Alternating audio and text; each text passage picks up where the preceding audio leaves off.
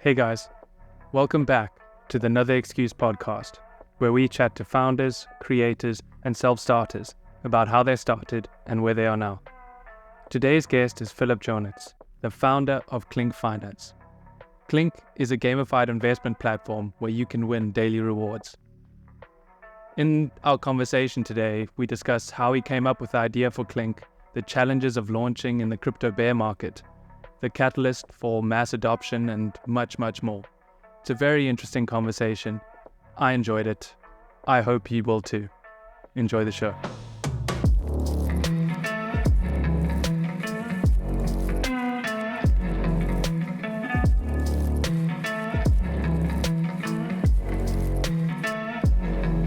Hi, Philip. Thank you for joining me today. I'm very excited to get into Klink and how it all works. But before we do, could you tell me a bit about yourself and how you ended up here founding a company in the Web3 space? Absolutely. First of all, so thanks for inviting me. Pleasure to be on your show today. So, about myself, my background is all across the startup space. So, previously, before starting Klink, I was part of different ventures, started smaller projects myself. I worked with accelerator companies like Techstars, also in the corporate side with the German stock exchange, and even a bit on the other side of the table for a venture capital firm investing in early stage projects. But the plan for me was always to start my own venture. And I personally started investing and educating myself about the Web3 space in 2016, 2017 more actively, and then followed the space a bit more passively over the years to follow. And then now, 1.5 years ago, decided to go all in and just focus all my time and brain capacities only on the Web3 space. Awesome. And so, what is Klink and how does it work? So with Klink, we are building a price-linked crypto platform. So what that means is Klink is a place for passive investors where they can buy, hold, and earn on their crypto tokens. And we gamify the payout. So what that means is you're very used to both in traditional finance, but also when it comes to earning interest in the crypto space, that you get fixed interest rates. So you get 1%, 0% in traditional finance, but you get also higher percentages in the crypto space, and we gamify the payout of interest. So how that works is the more crypto tokens you hold in value on the Klink platform, the higher the chance that you win interest on a daily basis. So we basically run an interest lottery every day and distribute the interest to all Klink users at random. Great. And why tackle this problem? Why Klink? So, as I mentioned, I started personally investing and reading about the crypto space in 2016-17, and my initial experience was quite bad. So I lost most of my money that I initially put in the space. So I've seen that a lot of other people struggled with the same things I was personally struggling with, because when you first look at crypto and hear about the space, you see something, maybe you see, for me, it was a lot of video content on YouTube at that time of people driving around expensive cars and living their best lives. And they always say, yeah, just join the crypto space, start trading, and you will live this life as well. Didn't turn out for me exactly the same way. And along the way, over the last years, I've met lots and lots of people who had more or less the same experience, because most people are not traders. So I'm not an active trader. What that means for me is that you actively manage your portfolio, that you decide on purpose, I want to buy now, I want to sell now, and do multiple transactions, not just in a week, but maybe even during a day. So for me, when I was in the space, when I started investing, I thought, okay, I need to trade in order to make money in this space. And I was freaking out because I was always watching the charts. I was always following lots of people in different groups on Twitter and they all told you, yeah, you missed the right spot, or this is the right spot, and how can you even make a decision there? So I wasn't ready to do it, and a lot of other people aren't ready to do it. So why we want to build Klink is because we believe that excitement should also come to the ones who are more passive investors, who don't want to actively trade, but also are looking for this kind of upside potential. So that's why we decided, okay, let's build a very engaging and exciting platform for someone like ourselves initially. But now that we've built and launched the platform, we found that a lot of people think more or less the same way, and they want to bring more excitement to this type of passive investment and don't worry too much about actively buying and selling crypto tokens all the time. I can relate to your experience. I also learned a lot of what I know about crypto and the Web3 space through YouTube. And you do come across a lot of those guys driving Lamborghinis and speaking about how easy it is and just buy and sell daily. And I also tried leverage trading and all those day trading techniques, and I also I didn't do very well. You have to invest a lot of time and not only money to get it right. So I really see the benefits of Klink. Just out of interest, because in terms of taking advantage of the upside, different tokens are more risky than others. How many different tokens do you guys have on your platform, and how do you decide which ones to have on your platform depending on risk? Yeah, that's a good question. Right now, we only have 8 different cryptocurrencies. So when we first started the product, we started with USDC only. So USDC is a stable coin. That means it's one-to-one pegged to the fiat currency US dollar. And it was a lot easier to build the initial version of the product with the stable coin because you take the volatility out of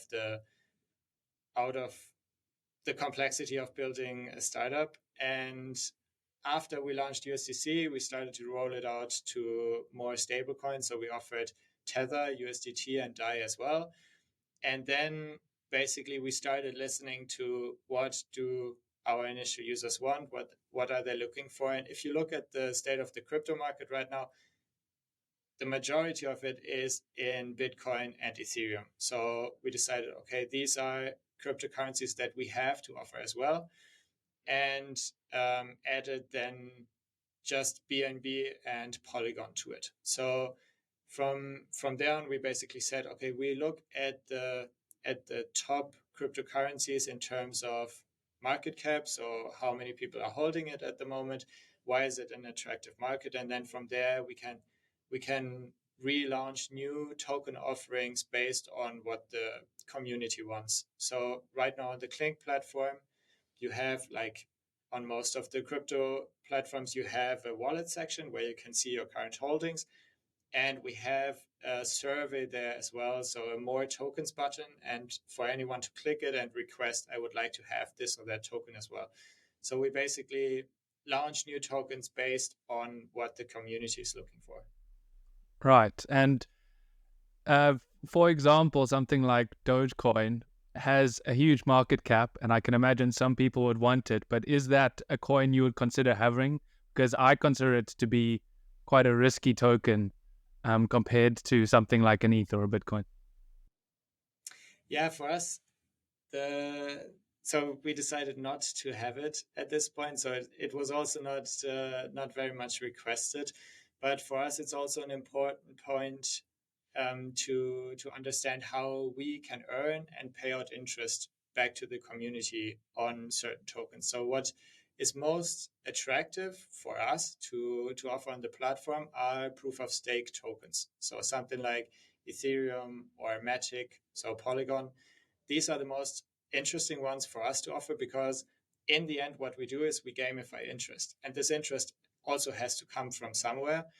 And we need to make decisions on what is the least risky strategy and the most sustainable strategy to pay this type of interest. So staking tokens always have the inbuilt mechanism of generating interest on top of the token. So they are the most attractive ones for us to also offer on the platform. Right. And could you elaborate a bit more on how you gamify investment, how that all works?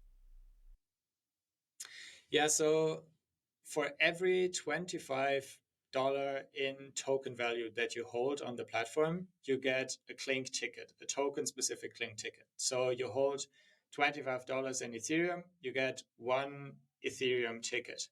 And then we run a daily no loss draw. So the mechanism how we pay out the interest, and it works like a traditional lottery. So we draw fully on chain, so it's all transparent to the user. We use Chainlink, which is an oracle, so a provider of different mechanisms for blockchain projects. So we use Chainlink to draw random numbers, and then we basically see how many numbers on the tickets of each user were matched, and depending on how many numbers they've matched, they get the interest payout. So this way we quantify the holding. So the more you hold in your account, the more token value you have in your account, the higher your chance to win.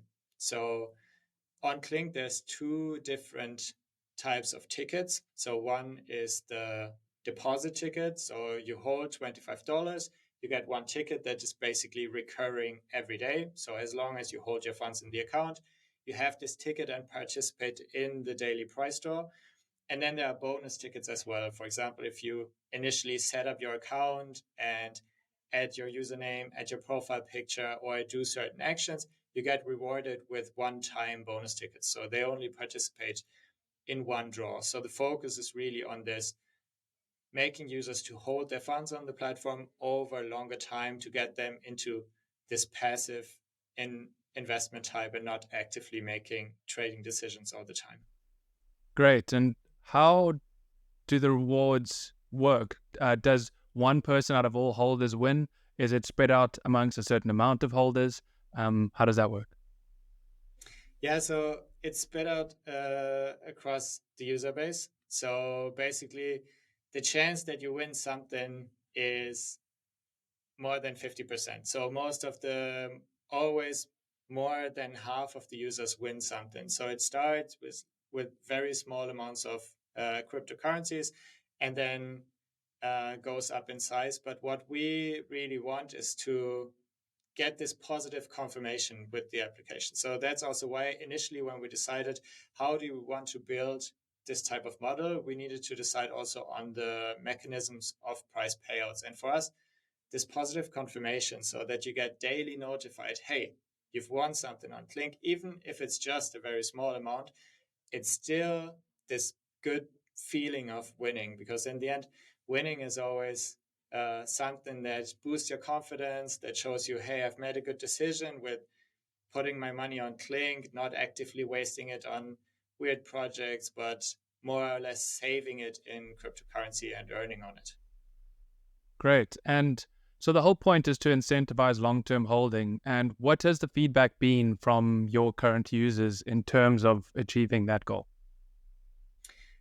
Yeah, for many user interviews that we've had in the initial phase, we identified a lot of the same user types. So also how I explained that me, myself, I'm not a trader and I'm more of a long-term investor. And every time we brought this up also by speaking to other people, then we got a lot of confirmation that they were also seeing it the same way. So for cryptocurrencies, but also in traditional finance, if you look at the stock market, everyone tells you, okay, it's better to diversify your risk. It's better to hold it in ETFs than in single stocks. And in cryptocurrency, there was always this narrative, yeah, you have to trade, you have to take risks. But now I feel like even it's more shifting towards long-term holding is the better strategy. Even right now in a market that's very bad. So the crypto market is not in a very good state. I guess we get to that at a later stage of the conversation as well. But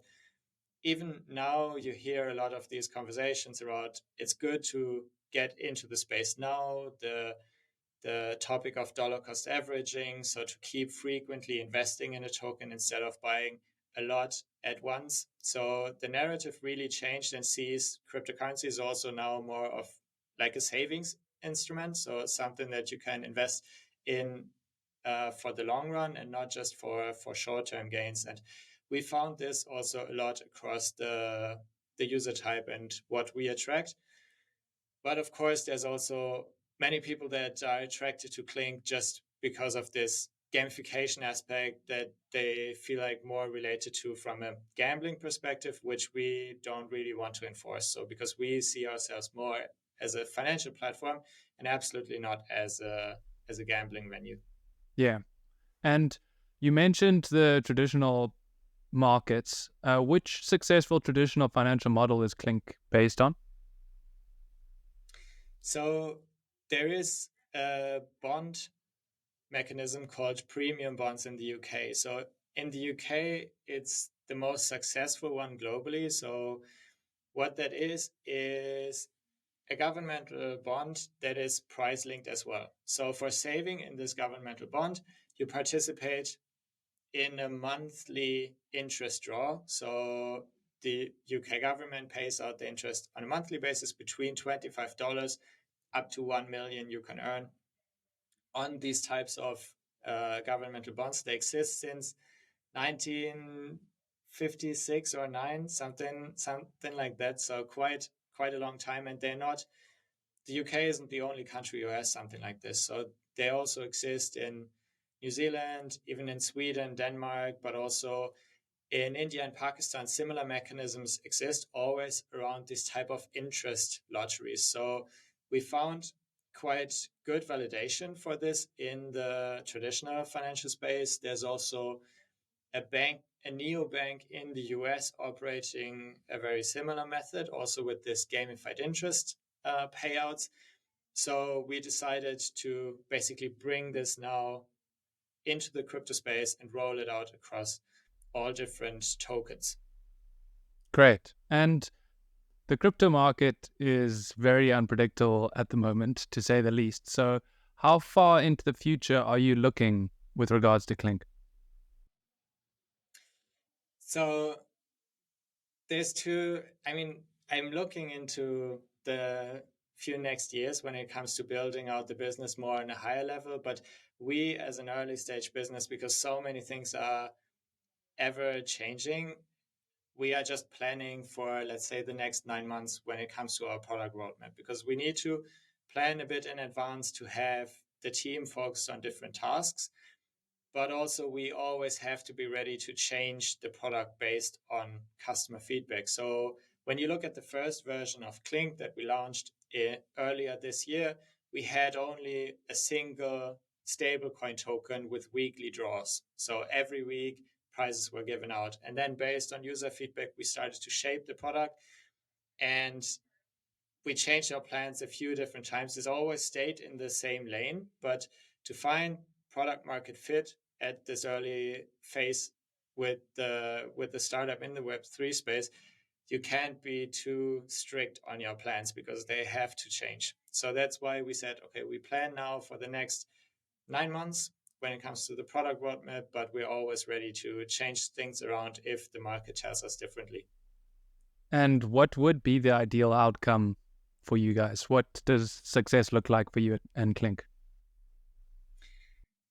We already celebrated a few smaller successes since we started the business. So just bringing the product into the market was a great success. Being regulated as an entity and being fully operational was already a great success. But we don't want to be just something that comes up in the crypto space and then disappears after a year, because you see that quite a lot in the space. So we want to find long-term success, and that comes with either being profitable as a standalone business. So we're adding on more financial products and generating enough revenue that we can fully be financially sustainable, or integrating with another larger partner or an exchange in the space who want to add this type of price link crypto offering to the services that they're offering anyway to their customers.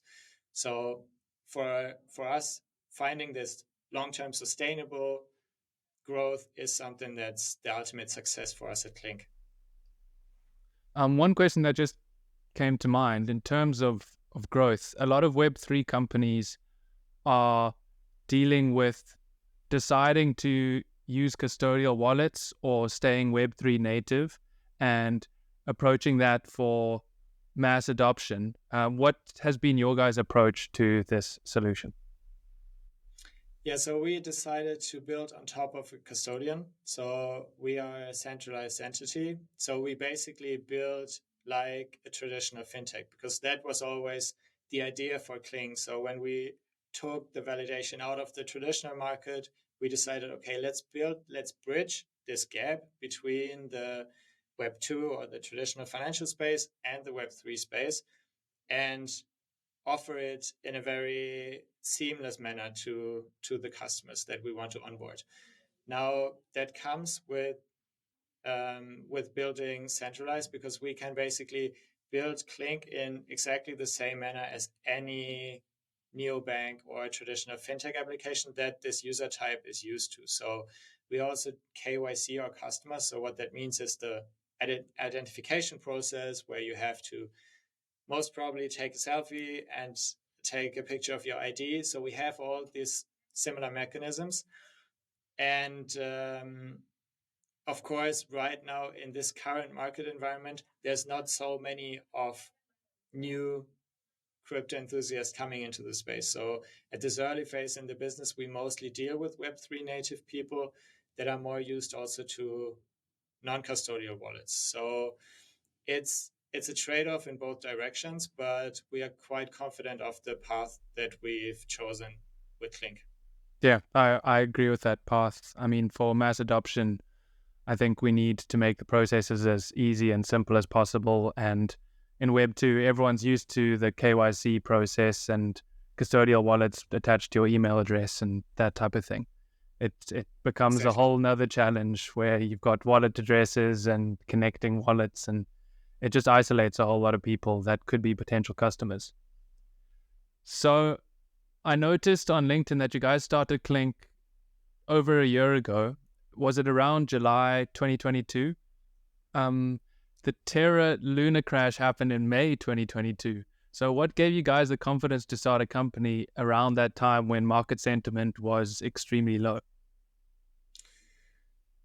Yeah, we didn't choose this. So I mean, we would definitely prefer not to launch it in such an environment. So it already was quite a tough market for us to start building.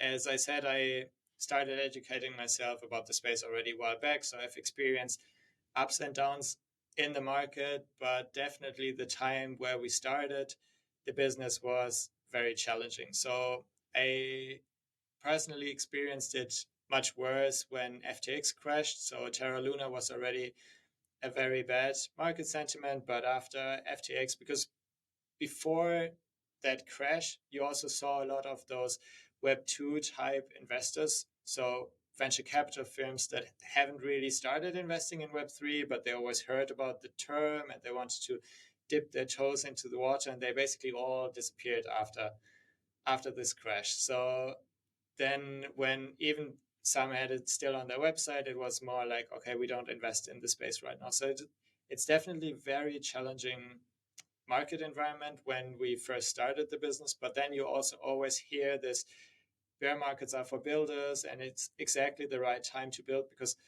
I fully agree with that. Since we started the business, so many other companies have gone under where we potentially would have partnered with those businesses or would have built non-sustainable relationships that in the end would hurt us more. So now when we build in this very bad market environment, or the environment where not so many players are left, you see the more sustainable ones much stronger. So we can now build on top of platforms that have endured the very bad bear market. So they're also ready for the next bull market and the next bear market, because we will not only see the next up after this year, next year, whenever the next bull market will come, because it's in cycles. We will expect the next bear market as well. So it's good to already now choose very sustainable partners for this type of long-term growth.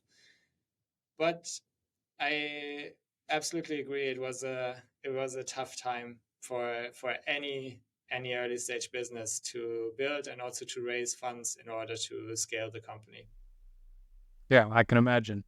And it makes perfect sense that the sustainable businesses are sticking around. It's sort of weeding out all the ones that were based off of hype and models that didn't actually work. They basically were fueled on the hype and people continuously joining. And so their projections weren't based in real numbers and proper growth. So it's helpful, but also not the not the greatest time at the same time.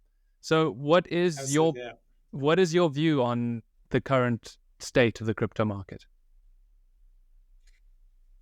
Yeah, it's definitely still a challenging environment for anyone building in this space. So if you compare how the market has been in 2021 compared to now, it's a completely different story. So you've seen a lot of new adopters in the space that basically have burned their hands when the market has crashed afterwards. So we've 2022 was a lot of pain for many people because so many people lost funds, so many people lost even more funds when companies went under, and we haven't recovered from that. So even prices in the crypto space have gone up early this year and are more or less neutral at the moment. I still believe that we are a while away from being out of this bear market in the crypto space. So I see a lot of positive developments when you look at the crypto space as a whole. So we see, for example, a lot of institutional adoption over the last months and the last year. So more and more bigger players are looking towards crypto and the whole Web3 space. So not just financial institutions talking about creating Bitcoin ETF products for the mass market to invest, but also you see a lot of traditional brands, big brands like Disney, like Adidas, like PayPal just 2 weeks ago launching their own stablecoin for their customers. So you see a lot of this institutional adoption. And what that is for me is trust building, because that's what most companies in the space struggle with, and what every early stage startup, but the whole crypto space struggles with. So because so many people have lost money in the space, that trust is the the key ingredient. So we also, as an early stage project, do a lot for building this kind of trust. So one thing is speaking with you and being open about exactly what we are building. So a content strategy that encourages transparency, but also um, from a regulator side, we see much more moves into the space to build this kind of trust through regulation. But then for me, the biggest driver is really the institutional adoption, because they work like influencer. So influencer marketing is great because people trust this influencer and they believe what they're doing. And a brand like PayPal or Adidas or Disney, so many people believe in this brand, and them making the move into the Web3 space will also bring a lot of confidence into the space in the long run. So I see quite a lot of positive developments, but at the same time, you still see very empty conference rooms at crypto conferences all over the world, not sold out.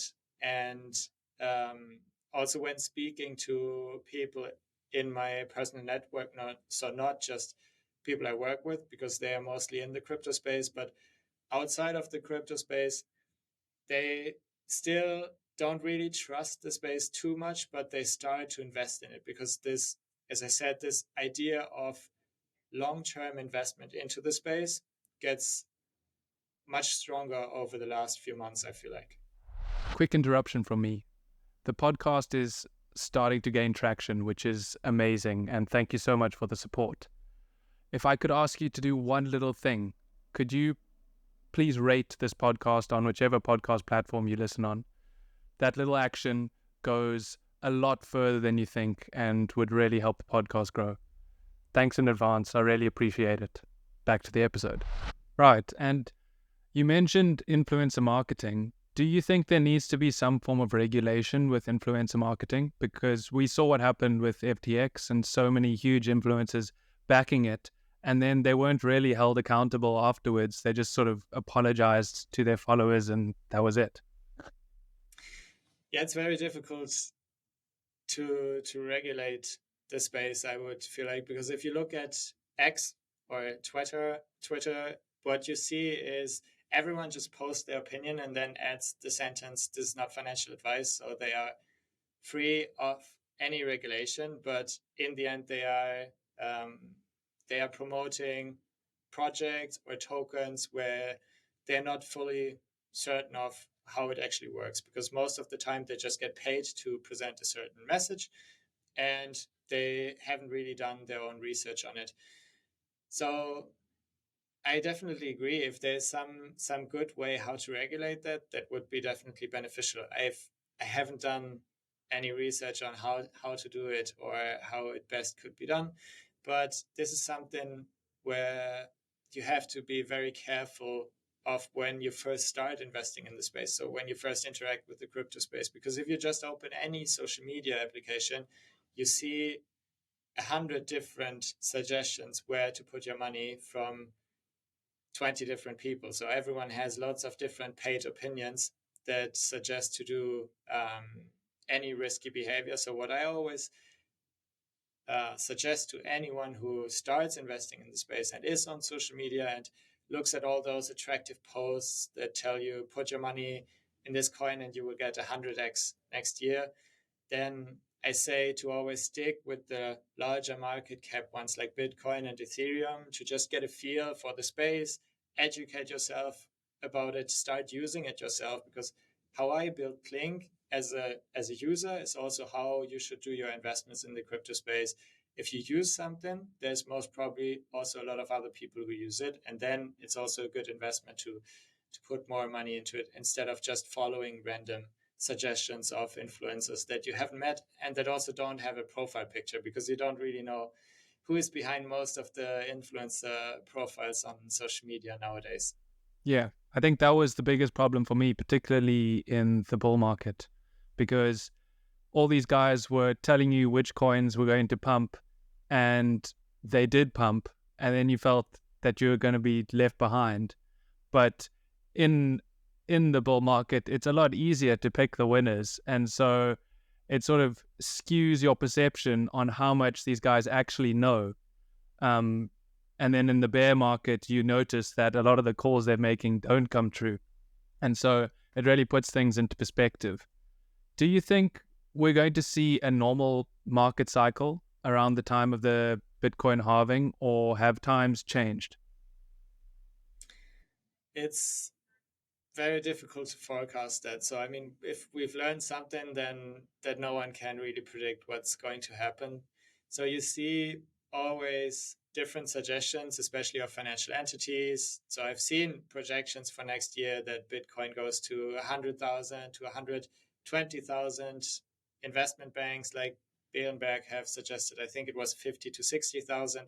So, you see a lot of those positive suggestions, but at the same time, you see suggestions for the market that it will stay more or less the same. So I don't expect a big boom next year. So I expect more or less a steady growth because of all these types of positive developments that you can currently already see. So one being the institutional adoption that I've talked about. So all the brands, all the financial businesses moving into the space, but also the regulation that has changed to bring more trust into the space. So right now you see different regulatory concepts popping up all across the world. So this will also bring much more trust into the space. And then these building blocks combined will drive much more liquidity into the space and increase the prices. It might very well start from next year, but it's definitely hard to say. What I still definitely expect is that there will be a lot more volatility and price movements around the Bitcoin halving, because in the previous years it has always been like that, and especially because it has been like that and everyone writes about that it will happen, then we will also see more volatility.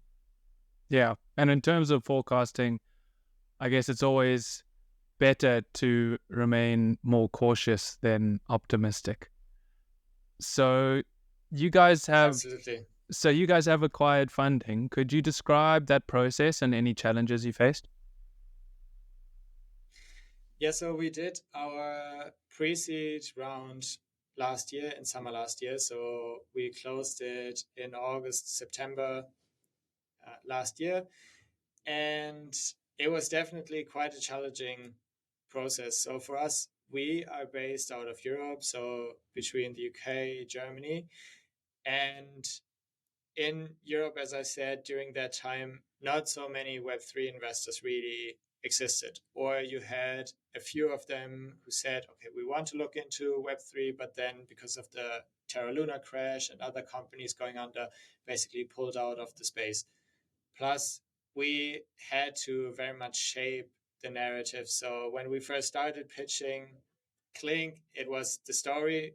The idea was the same, but the story was quite different. So you get a lot better when you start pitching than between your first meeting and your 100th meeting with an investor. So we started in Europe, and we didn't really get much traction here when it comes to venture capital interest. So we then came across a fund in Singapore, Blockchain Founders Fund, and there the appetite for this kind of solution was completely different because there they had much bigger appetite into, first of all, Web3 businesses, but also expanding their footprint into the European space because they have made a lot of their investments into Asia or the US and now wanted to expand also more into Europe. And for us, nailing this first investor is really the what makes the key difference, because once you have confirmation of one institutional investor that says, okay, I'm in, I want to invest,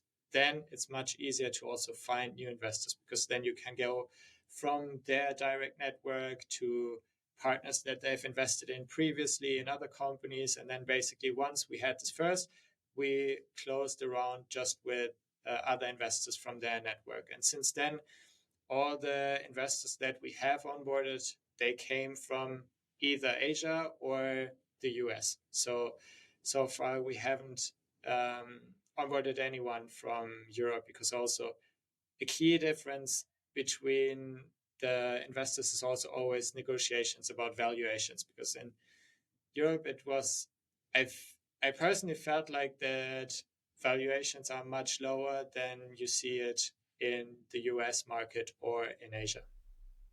Interesting. Why do you think that is? It's very hard to say. You see a lot of articles about risk appetite that is just much higher, and also there's more capital to be deployed in those two markets compared to Europe, especially right now in the Web3 space. But also the high valuations have shown to be a very challenging environment for many companies who have operated for a longer time over the last years in the space. So you see many of those companies right now going under, or last year going under, were because they couldn't raise more funding, because they've raised already at such crazy valuations that it wasn't possible for them to even increase it or argue about why they should stay at this valuation or even increase it. Yeah, I think that's happening to a lot of tech companies in general, particularly in the US. They got funding at a valuation that was insanely high, expecting the market conditions to stay the same. And now that the market conditions are different, they're being valued at like a third of that previous valuation. And so runways are ending and people are just really struggling to keep going. So it's a very, very interesting time. How big is the company at the moment? So right now we're 8 people. Me and my co-founder. We have a tech team of 5 people and one person who supports us with marketing. Awesome. And have you run into any challenges of scaling the business?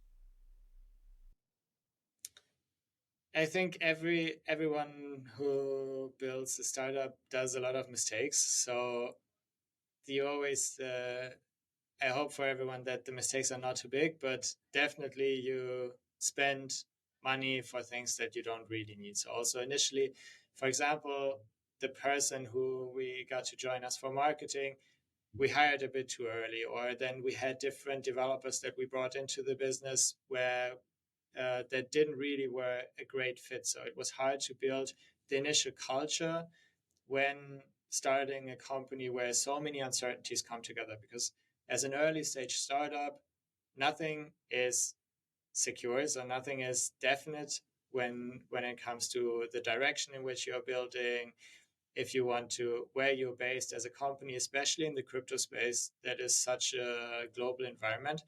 So over time we had to really define what makes us Klink and how we want to build the business. And we now decided also to operate fully remote. So even though I'm right now in a WeWork, we our team is based between Canada, Europe, and India, and that works extremely well. So what had been challenges is definitely hiring, so identifying the key talent to grow the business. And what has proven most successful for us is bringing on people where someone of the team has worked with previously. So hiring through the network instead of just hiring anyone on a general application via LinkedIn or something like that. So that was one of the key challenges. And then secondly is the partner selection.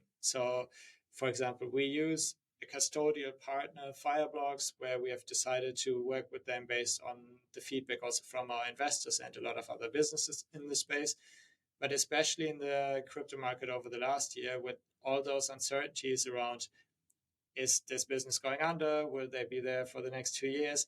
Then building your technical solution on top of partners where you're not completely certain how their financial well-being or general sustainability of the businesses was also quite challenging. So therefore, it was extremely beneficial for us to have this type of native Web3 venture capital firms behind us, because they have such a huge network and so many other companies operating in this space, that we always could get very good feedback on those decisions before making them.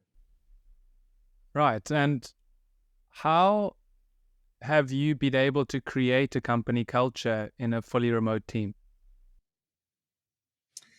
Yeah, that's a good question. So we didn't really enforce it in any way. So what we said is we have fixed meetings and we have voluntary meetings. So for example, we have 3 times a week we have a good morning chat where anyone can join if they want to. So just to have a general exchange between the team, to ask what any questions, speak about the weekend, but then also this type of fixed meeting structures to always be up to date what the other teams are doing. So we have, even at the small team size, we have every month we have an all hands where everyone presents what they've achieved. We discuss what's up in the next month, and this also helped us very much see the trajectory of the business, so see the development over the last few months, because every month you have this new slide deck where you present what you have achieved. And for example, when we launched the first version of the application, we celebrated it with the game night where we just played uh, a lot of random games against each other and just spend time together. So we try to meet up, and I'm also looking forward to scaling the company more and then having in-person meetups at a later stage of the business where we can come together at least once a year, maybe even twice a year, depending on where everyone is based, to also meet in person, because that's definitely a challenge to always be fully remote. But this is something that I want to change once we are a bit bigger, which is not possible yet at this stage of the business. Yeah. And what have you enjoyed the most about starting Klink? There's a lot that I enjoy. What I always realize how much I enjoyed when I speak to other people who are not building a startup is how diverse this role of an entrepreneur is. So you're always fighting problems, so that doesn't change at no stage of the business, but the problems that you're facing change. So every week or every month for me is different. There's new things that we need to tackle as a business, and that makes it for me the perfect position. So I very much enjoy the diversity of tasks between going to market strategies, building out financial plans.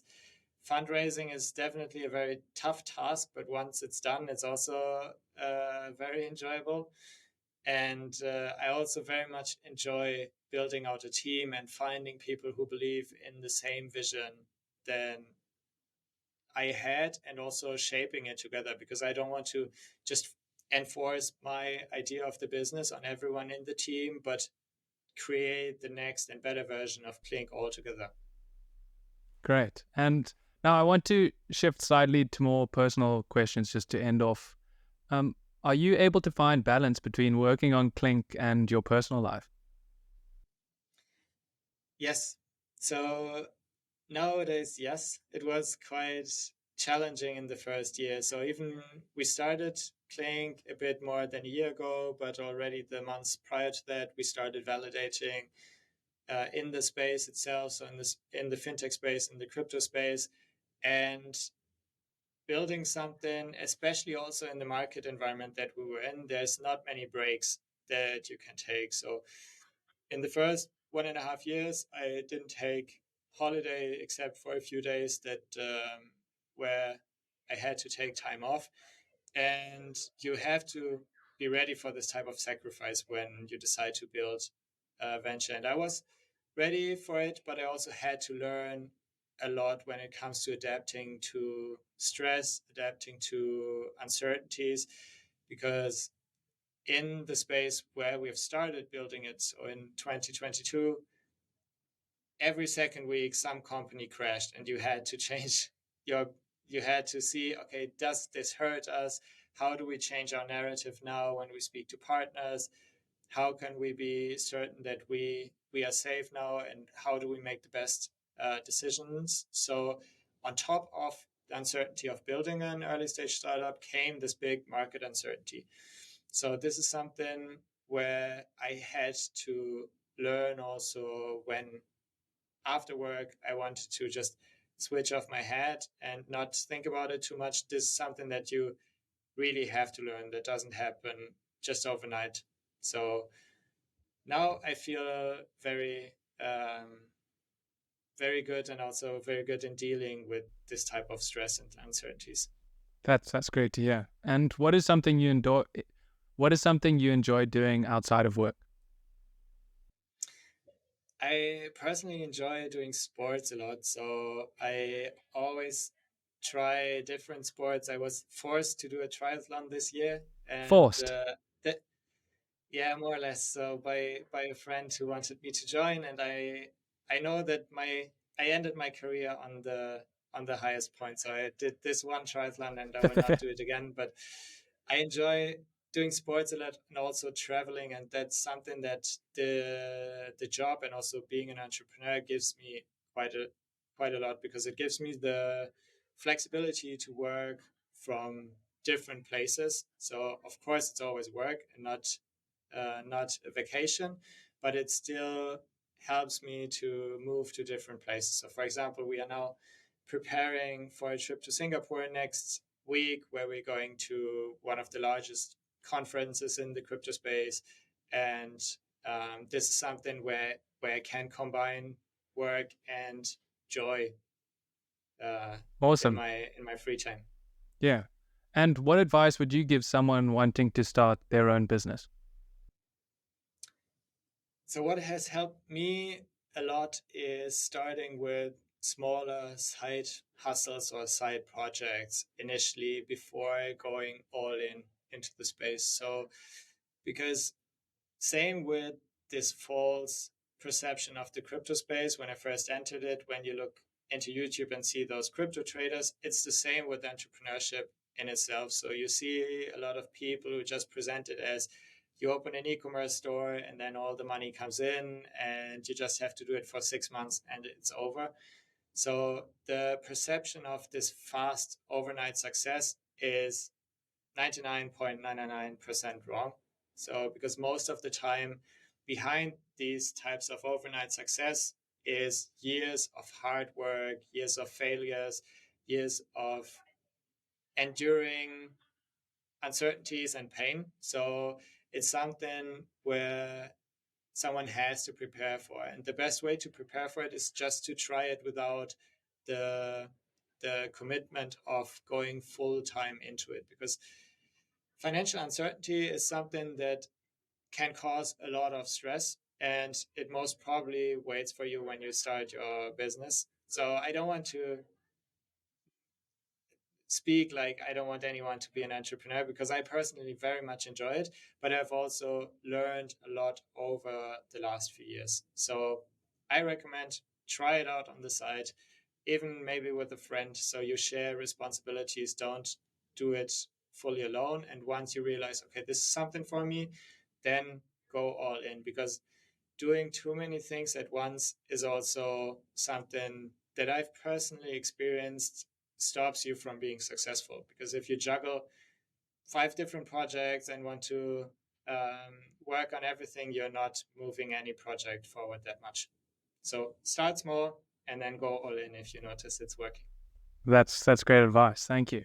And now I always end every episode with a question, and that is, do you have a question for me?